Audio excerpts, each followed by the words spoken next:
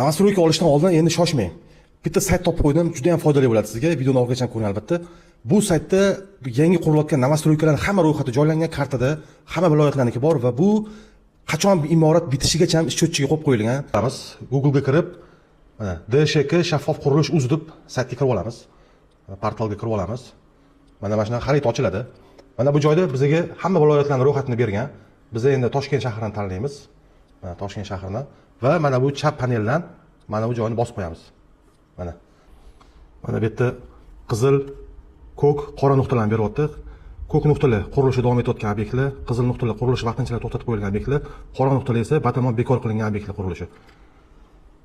Istalgan nuqtangiz ustiga bosib, ko'k nuqtani bosamiz. Mana obyektning nomi, ko'chasining nomi, mana buni bemalol pasportni ko'rsangiz bo'ladi. Va mana bu joyda mana qurilish bitish yakunlanishi muddati ko'rsatib qo'yilibdi mana 639 kun 3 soat. Bu yerda hamma dokumentlarni ko'rsangiz bo'ladi. Mana reyestr raqamiga ustiga bossangiz, ekspertizaga nima hujjatlar topshirgan, hammasini ko'rsangiz bo'ladi mana. Hamma hujjatlar taqdim qilingan va ochiq shaffof ko'rsatib qo'yilgan. Uy olishdan oldin bemalol mana saytdan kirib, o'sha qurilish haqida batafsil ma'lumot bilib olsangiz bo'ladi.